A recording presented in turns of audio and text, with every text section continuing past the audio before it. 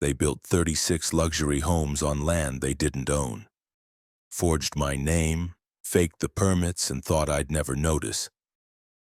But I'm James McCarthy, and they just declared war on the wrong man. This isn't a story about losing land. It's about reclaiming what's mine, one house at a time.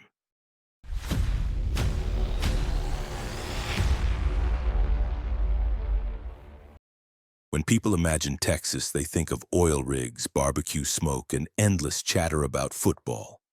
Me? I think of silence. That's what I bought, and that's what I guard.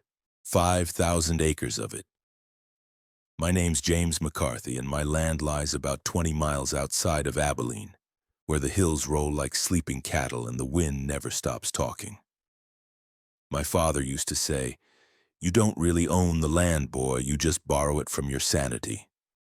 I didn't understand it then, but I do now.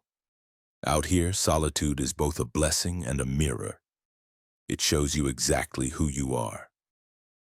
I built my house myself, plank by plank, when I retired from civil engineering. It's an old-style ranch house. Cedar beams, wrap-around porch, a roof that hums when the wind's right. My nearest neighbor is a mile and a half away. I can sit on my porch, sip black coffee, and watch the morning fog crawl through the fields like a lazy animal. It's peace, and peace doesn't come cheap in this world. I leased parts of my property to local farmers: wheat, soy, cattle, nothing fancy. The northern edge, though, was wild country. Oak clusters, sandstone ridges, and a narrow creek that split the property like a scar. I hadn't been there in months. Too far, too quiet, and frankly nothing out there but snakes and dust. So when my friend Linda, who works at the county land office, mentioned she'd heard about some construction near your property line, I laughed it off. Developers pop up everywhere these days, buying every square inch of dirt they can find. I figured it was just another gated neighborhood eating into the countryside. Still, something about her tone made me uneasy. That night, I opened my laptop, pulled up the satellite maps, and zoomed in on my northern border. Nothing. Just brush and gravel. I even checked the county database. No new permits listed under my name. I told myself I was being paranoid and went to bed. A few months passed. Life rolled on the way it always does. Feed the horses, fix the fence some damn deer crashed through, pay the property taxes, curse at the government, repeat. Then one afternoon, as I sorted through the mail, I found a thick envelope. The logo said River Creek Estates Homeowners Association. I'd never heard of them. Inside was a glossy invitation on heavy paper, the kind that smells like cheap perfume and ambition. Dear Mr. McCarthy, River Creek Estates would like to extend our deepest appreciation for your collaboration in the successful development of our new residential community. You are cordially invited to attend the grand opening ceremony and ribbon cutting next Saturday at noon. Thank you for being a valued part of our vision. My first thought was that someone had mailed this to the wrong address. Then I noticed the map printed on the back. A neat cluster of streets and cul-de-sacs labeled within my northern parcel. The land they showed wasn't adjacent. It was mine. All of it. According to this shiny brochure, they had built an entire exclusive gated neighborhood inside my property lines. I stood there in my kitchen holding that invitation like it might bite. My first reaction was disbelief. Then came anger, the kind that starts low right in your chest, like a storm building under dry air. I laughed once, sharp and ugly. Collaboration, I muttered. That word tasted bitter. By the time the sun set, I was on the phone calling the number printed at the bottom of the letter. A polite voice answered. A woman who introduced herself as Tracy, Community Relations for River Creek Estates. I told her there had been some mistake, that I never sold or leased a single inch of my land. She paused for a beat, then replied in that syrupy professional tone. Oh, Mr. McCarthy, according to our records, your estate was subleased through an authorized representative. Everything is perfectly legal and documented. My hand tightened around the phone. Authorized by who? She didn't hesitate. By you, sir. We have your signature on the development agreement. I didn't say another word. I hung up, stepped outside, and looked north. The sky was turning red behind the hills, a color that looked too much like warning lights in the distance. Somewhere out there, someone had built 36 luxury homes on my soil, and they were inviting me to the grand opening. They had no idea whose land they were standing on. The next morning, I was up before dawn, coffee in one hand, that damn invitation in the other. I kept reading the words, "Your collaboration," until they stopped sounding like English. Collaboration, my ass. I hadn't collaborated with anyone in 15 years, not since I fired my last contractor for trying to steal copper wire. By the time the sun crept up, I'd already printed every property document I had. Title deeds, tax records, even the original survey maps my father left me. I tossed them into the passenger seat of my truck and headed to the county zoning office. The clerk behind the counter, a young guy who looked like he still asked permission to shave, typed my parcel number into the system.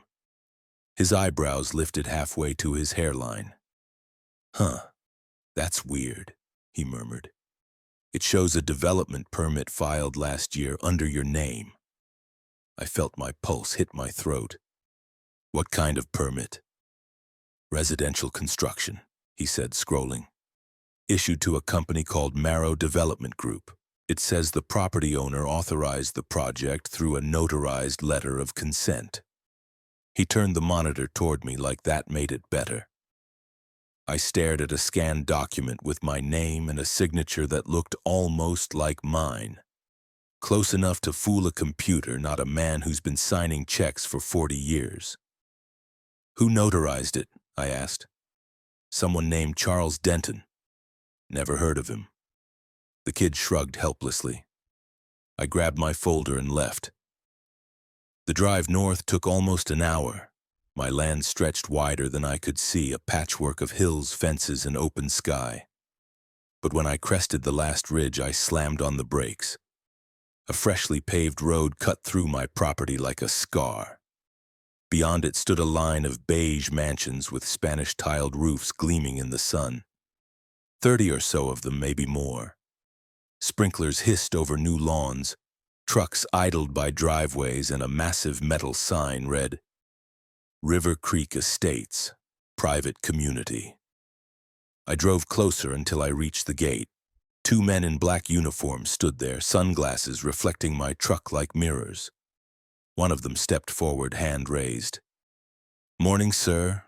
Can I help you?" "Yeah," I said. "I think you can. You're standing on my land."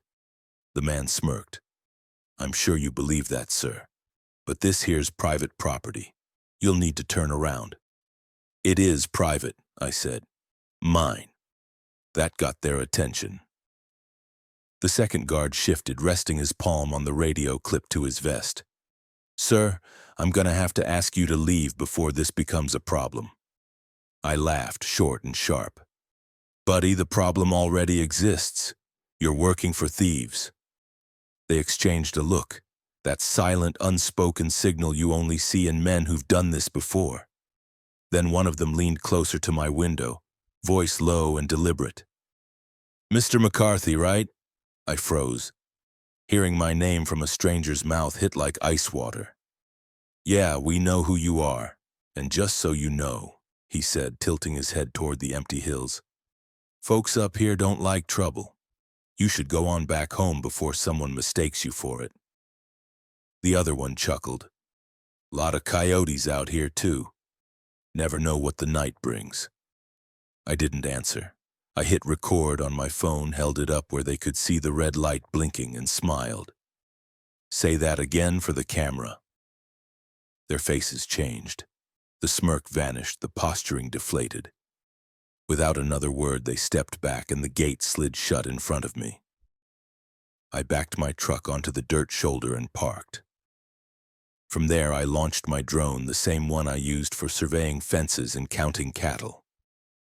The screen filled with images of a perfect suburban dream. Tree-lined streets, playgrounds, half a dozen houses still under construction. The coordinates didn't lie. Every single one of those houses sat squarely within my deed lines. As the drone rose higher, I noticed something else. A fleet of black SUVs parked near what looked like a sales office. A banner fluttered beside it. Luxury living starts here. I landed the drone and sat in silence for a long while. I wasn't sure what anger felt like before that day. Turns out it's cold, not hot. A kind of freezing calm that tells you you're about to change something forever.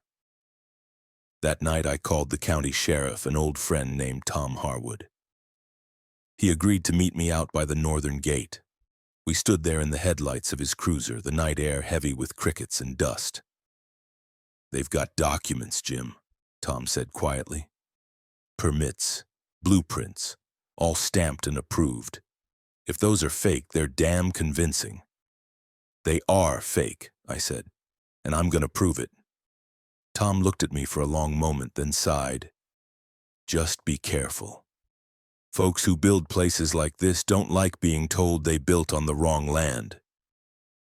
When I got home, I didn't bother turning on the lights. I sat at my kitchen table, opened the folder with my deeds, and stared at the official seal. My name, my father's signature on the original transfer. The history of our family pressed into paper. Somewhere up north, strangers were sleeping in houses built on my bloodline. And someone somewhere had decided that I didn't matter anymore. They were about to find out how wrong they were.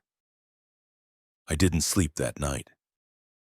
Every creak of the old house felt like someone stepping onto my porch.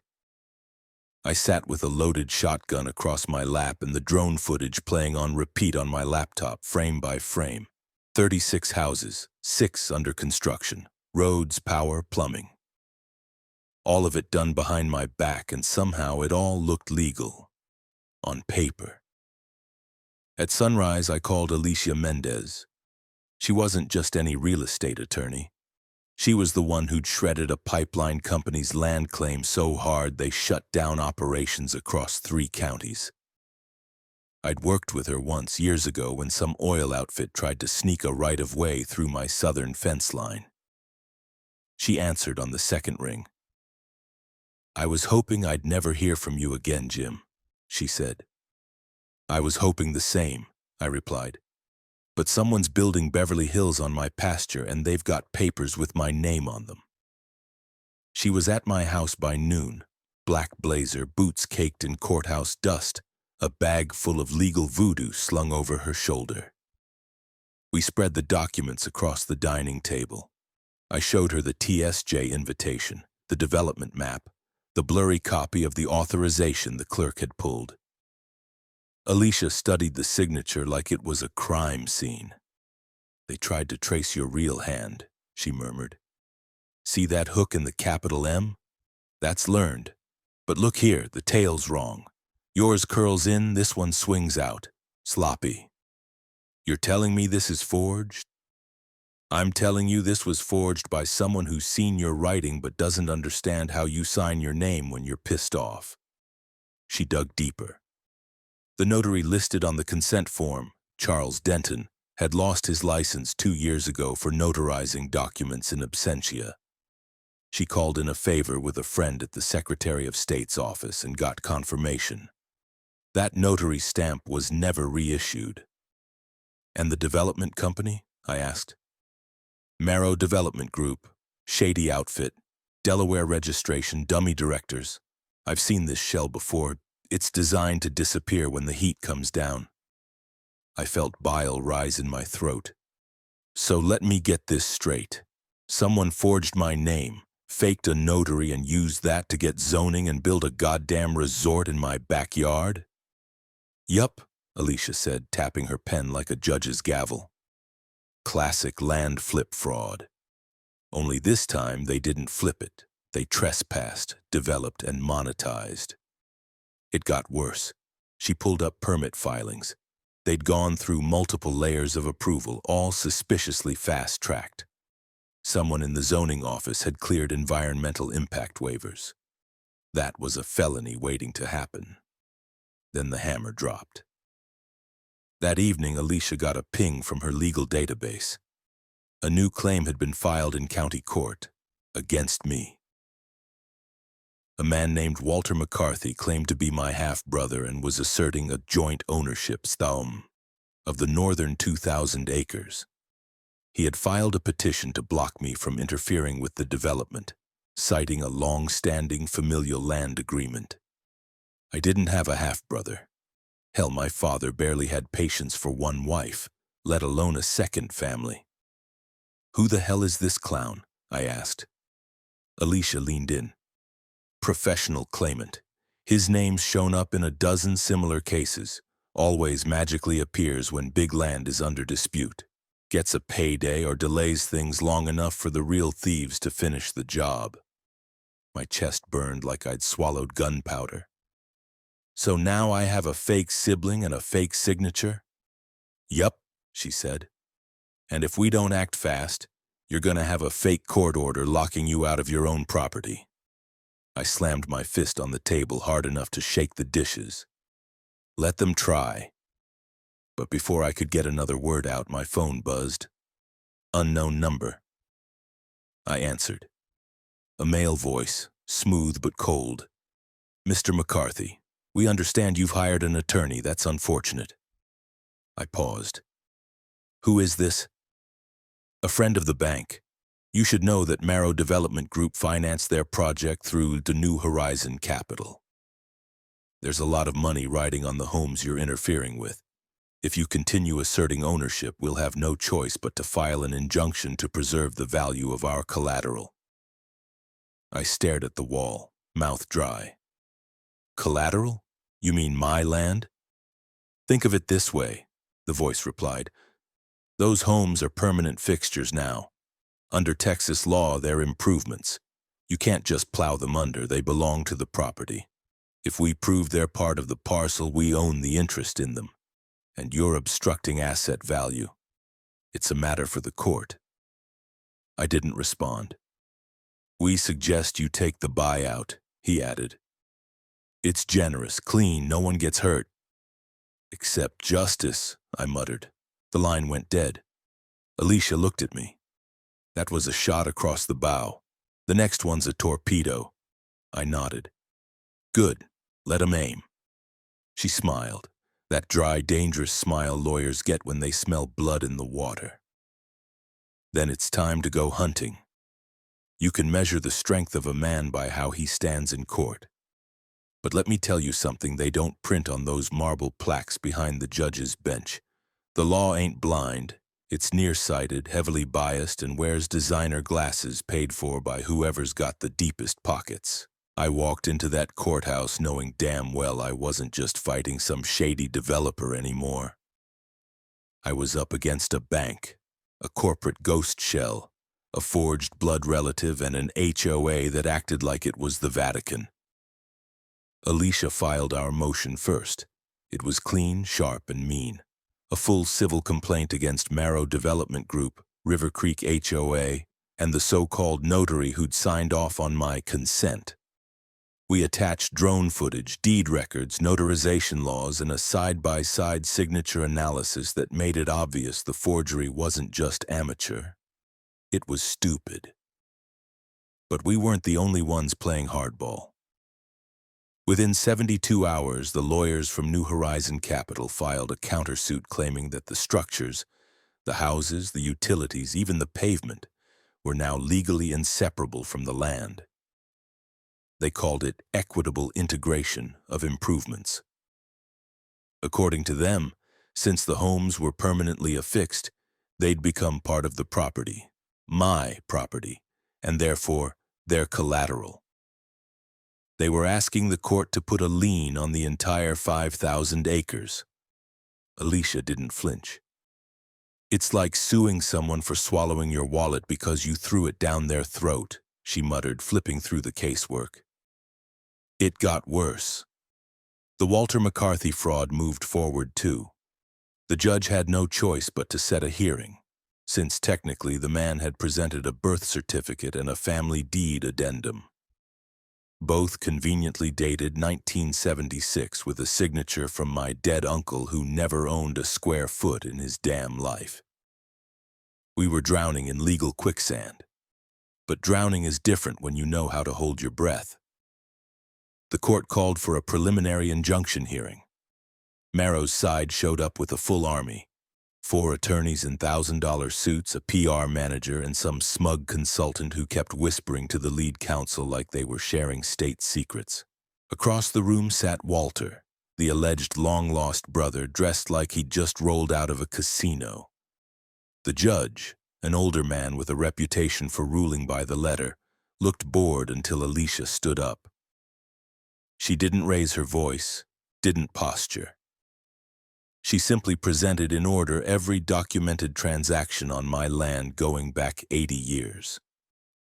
The final nail was a recorded video from Charles Denton's disbarment hearing, where he confessed to notarizing blank documents for real estate agents under pressure. Then came the bomb. Alicia showed the court a high-resolution overlay of the development plan, exactly matching my parcel lines, down to the GPS marker on my old cattle trough. "This wasn't a mistake," she said, turning toward the bench. "It was a strategic invasion." The room went still. You could feel the PR manager sweating through his silk blouse. But the defense didn't break. New Horizons' lawyer argued that even if the documents were forged, the construction had reached a point of no return, that bulldozing the homes would result in immeasurable financial loss and displacement of innocent third-party buyers. That's when Alicia pivoted. She pulled out the kicker, a private investigator's report showing that over 70% of the buyers were shell corporations tied directly to Marrow or its affiliates. No families, no mortgages, no innocence. Just a pre-sale circle jerk designed to inflate value for investors. The judge called a recess. We stepped into the hallway like it was a trench between enemy lines. That's when a woman approached me. Short, mid-40s, looked tired but sharp. "You're James McCarthy?" she asked. "Yeah. My name's Dana Cooper. I bought one of those houses cash. Moved in last month with my son. We had no idea this land wasn't legally cleared." She wasn't the first. A few buyers had started to come forward, but she was the first one to admit it publicly. "I want to help you," she said. "I'm not interested in a fight, but I want to know the truth. My son's bedroom looks out over your hills. I'd rather live next to the man who owns them than the ones who stole them." Alicia took her contact information and nodded. "We'll be in touch." Back inside, the judge returned. He granted us a partial injunction. All ongoing construction was to stop immediately. No sales, no transfers. He did not, however, cancel existing contracts. Not yet. As we walked out, Marrow's lawyer stopped us at the elevator. "You're delaying the inevitable," he said.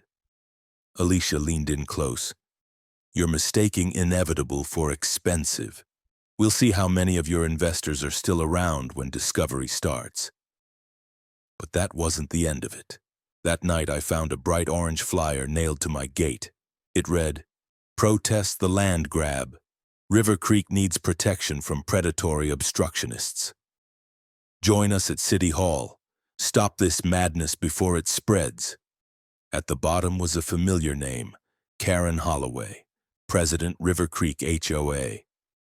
They weren't backing down, and neither was I. Court battles are never won in a single day. They're trench wars, mud, blood, and paperwork. And the side with deeper pockets usually gets to set the weather. But this time something shifted. Not fast, not loud, just pressure building under the surface like a fault line getting ready to crack. It started with the leaks. Someone inside Marrow Development had a conscience, or a grudge. Anonymous emails started coming into Alicia's office. Scanned invoices, payment records, meeting minutes. Internal memos casually mentioning phrases like, expedite the fake notary doc, and keep McCarthy off radar until phase 2. Whoever sent them knew exactly what to drop and when to drop it. Alicia moved fast. She subpoenaed bank transaction records, zoning communications, and the building inspection logs from the county. Turns out most of the inspections were rubber-stamped by the same 2 guys, both of whom had vacation photos on Facebook from the Cayman Islands, with one of Marrow's executives. You can't make that up. Meanwhile, the court ordered discovery. That's when the defense started to crack. Marrow's lawyers stalled, delayed, filed motions, all textbook tactics, but they couldn't bury what was already in the record. New Horizon Capital tried to sever themselves from the fraud, claiming they were uninformed financiers, but emails proved otherwise. Their own asset manager had flagged the land dispute months earlier and was told to sit on it. Then came the biggest break. Alicia located a former project manager named Toby Elkins, a mid-level guy who'd left Marrow 6 months prior after what his resignation letter called a moral conflict. At first, he ignored our calls. Then he showed up unannounced at Alicia's office with a flash drive and red-rimmed eyes. I kept records, he said, voice shaking. They told me we had a green light, but when I found out the ownership was fake, they told me to shut up or get out. On that flash drive were no video recordings of planning meetings. In one, a senior Marrow exec laughed as he said, "We'll have 36 roofs up before that old ranch bastard even realizes we're on his dirt." Another clip showed a contractor voicing concern about permits. He was overruled with the phrase, "This HOA deal shields everything." When Alicia submitted the footage to the court, the judge's demeanor changed for the first time in weeks. He didn't just issue a freeze order, he expanded it. Every contract, every financial transaction tied to River Creek Estates was halted pending criminal review. That's when people started to turn on each other. River Creek's HOA board split down the middle. Some of the board members, including Karen Holloway, insisted they'd been lied to by Marrow and were just concerned citizens. But their bank records said otherwise. Karen had received 2 payments labeled as consulting fees from a shell company that turned out to be managed by Marrow's lead counsel's cousin. Public opinion flipped like a hot pancake. Local news stations aired my drone footage. Social media exploded with headlines like, "Farmer fights back, HOA built mansions on his land." And billion-dollar blunder, how 36 houses were built on a lie. Even the sheriff, old Tom Harwoods, called me one night half laughing, half astonished. "Jim, you've become a folk hero. Someone painted your face on the side of a feed store. Says McCarthy versus the machine." I grunted. "Tell them I charge royalties." And then came the arrests. Not just one. 5 people were picked up in a single sweep.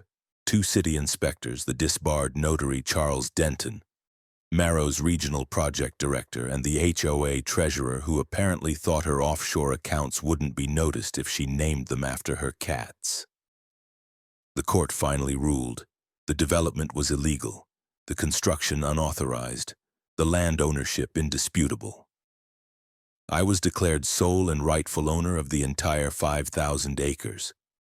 Every structure on it, from the model homes to the damn mailboxes, now belonged to me. When the judge read the decision, Alicia didn't cheer. She just looked at me and whispered, "Now they're going to try to buy you out. Be ready." She was right. Within 48 hours, I had offers from every direction. Cash deals, stock options. One guy even offered me a vineyard in California. The numbers climbed fast, 5 million, then 8, then 10. But the taste of what they'd done still sat on my tongue like rust. One investor, bold as hell, sent me a letter that said, "Let's be rational. You're not going to run a housing community. This isn't your world. Let us clean it up and you walk away rich. He was right about one thing. This wasn't my world, but the land was. And now so were the houses. They thought I'd sell. Hell, even Alicia assumed I'd cave eventually. That I'd cash in, let the vultures sweep in and polish off the bones. I mean, who wouldn't be tempted by $10 million in clean checks and handshakes? But see, that's the thing. This wasn't about money anymore. It hadn't been for a long time. So I didn't sell. I took the paperwork, stamped with the court seal, and walked back onto that land like I was coming home from a war I didn't start. The roads were still there. The homes, modern, beige, identical, and stood like silent monuments to corporate arrogance. Some were finished, some just skeletons and scaffolding. Construction equipment sat abandoned, like someone had called in a rapture halfway through pouring concrete. I didn't tear them down. That would have been too easy. Instead, I filed paperwork of my own, registered a new LLC, drafted a new set of rules, and officially renamed the development McCarthy Heights.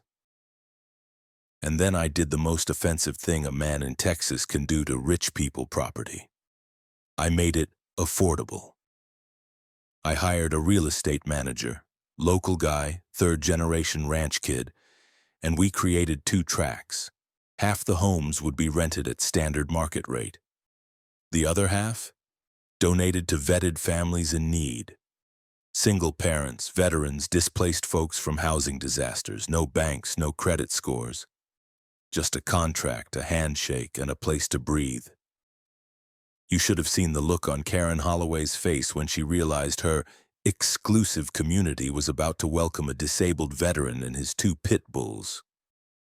She marched straight onto the property, red-faced and vibrating like a wind-up toy, demanding to speak to the board. I stepped out onto the porch of what used to be her precious model home, now converted into my temporary office. "Karen," I said, smiling with all my teeth, "there is no board." "You can't do this," she hissed. "I can," I said, tapping the edge of the deed, "and I am. But I'll tell you what, you can stay. Long as you pay rent like everybody else and keep your mouth shut," she sputtered. "This is an outrage. I'll go to the press."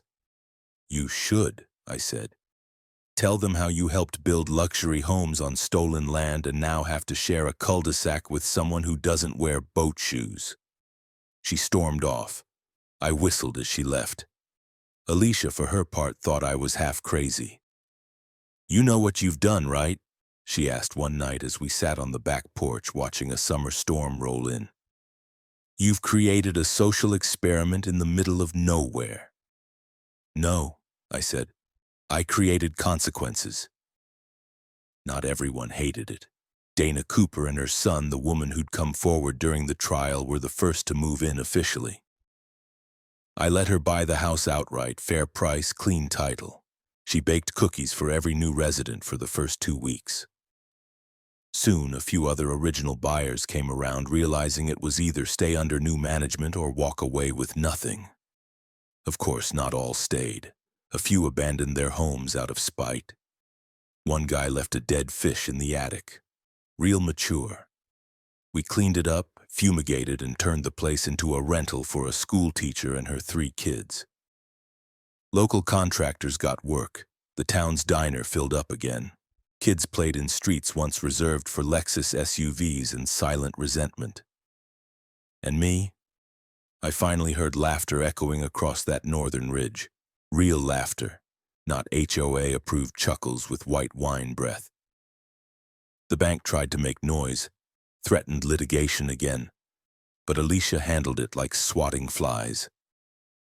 The court had already ruled the original contracts null, and now with income flowing in, they couldn't argue obstruction of value anymore. They backed off with a grumble and a letter full of empty legal bark. I kept the sign out front, just changed the wording. "Welcome to McCarthy Heights, built on stolen ground, reclaimed with purpose." Petty? Maybe. But after all that had happened, I figured I earned a little poetic license. Fall came early that year, the kind of golden October that makes even scorched land look like a painting. I'd never seen the northern ridge dressed in color before, just wild scrub and dust. But with trees planted, houses lived in, kids chalking dinosaurs on driveways, the place didn't just look different. It felt different. Alicia came by one evening, paperwork in hand. She'd finished finalizing the legal conversions, the last 3 titles signed, sealed, and filed. "Congratulations," she said, dropping a thick file onto my porch table. "You now officially own a subdivision." "Great," I said. "Just what I always wanted." She poured 2 bourbons without asking and raised her glass. "To the man who turned white-collar theft into low-income housing." I raised mine. "To the lawyer who made the bastards cry." We drank. The quiet was different now, not the old, lonesome kind.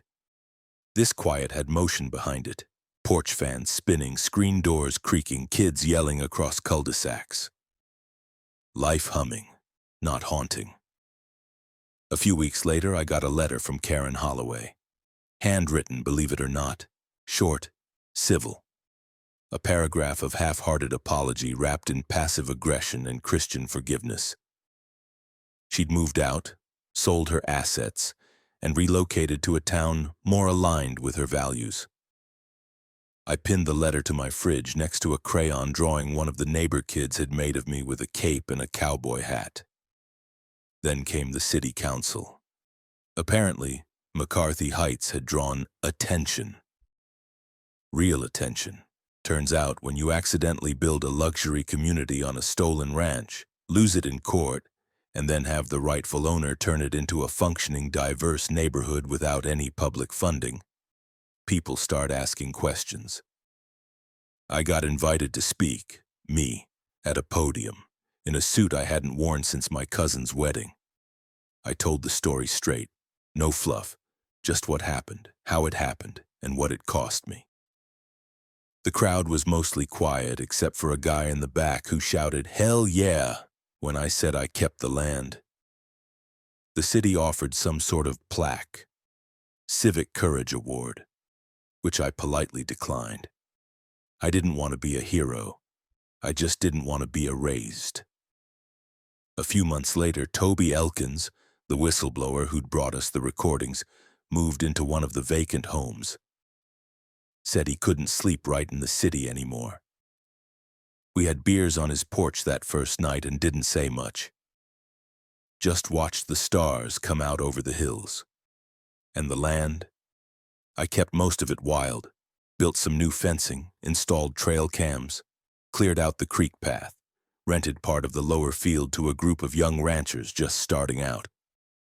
Fair lease, no nonsense. Every so often I walk past the houses and remember what they were supposed to be. I think about the investors, the fake documents, the threats, the smug phone calls. They built all of it thinking they'd own everything in the end. Now there's a kid on a tricycle rolling down their once private road. Now there's a woman growing tomatoes in the manicured flower beds. Now there's laughter echoing off porch columns that were never meant to hold anything real. And me? Sometimes I just sit out back, bourbon in hand, boots on the railing, and smile. Not because I won, but because they lost everything.